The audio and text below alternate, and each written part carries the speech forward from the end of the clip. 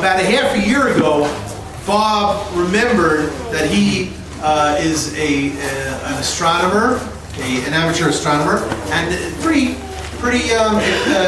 popular in those days was this thing of the blood moons. So he looked into it, studied about it, and he said, you know what, this sounds cool, but it just doesn't sound exactly right. He studied some more, and he came up with a 10-lesson course about about blood moons, promoting this theory of his. And this theory became a course, a special course, a free course on root source that Bob was teaching. And we ultimately translated it into this book called Israel First. I'll give away the secret. The idea of the book is Israel First. The idea is that the blood moons, as well as the Shemitah, that is also a popular thing going on nowadays. Just last year was the Shemitah year, and the Jubilee year, which according to some is this year, the first year after 50 years that we're having a Jubilee, Hayovel year.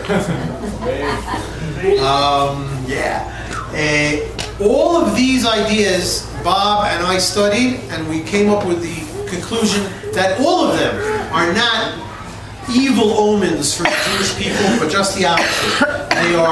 They are ideas that are bringing hope to the Jewish people, that are bringing love to the Jewish people, and especially are a message for non-Jews, for Christians who are somewhere on the pro-Israel spectrum, that they have to be stronger in their love for Israel, stronger in their faith in the God of Israel, and stronger in their support for Israel.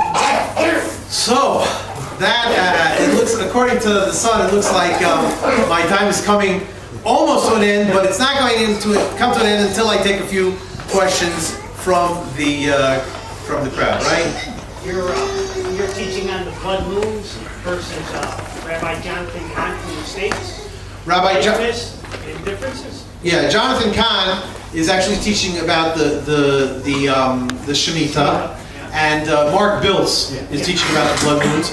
In our book, we have an appendix that compares and contrasts the ideas that we have, the ideas that we're promoting or that we're suggesting, to the other popular ideas. We discussed this with Mark Biltz himself, and he said, listen, people think that I'm saying one thing, but they haven't read my book. They only heard me, interviewed on CNN for a couple of seconds, but we agree with a lot of what these gentlemen are saying. We have our own ideas as well. It's up to you, I guess, to look at it yourself. I'd like to also mention that we have a free ebook of Israel First, which is an initial chapter, and the table of contents and a whole bunch of things. It's highly recommended to download it. When you download the free ebook, then you also are automatically signed up for our weekly newsletter.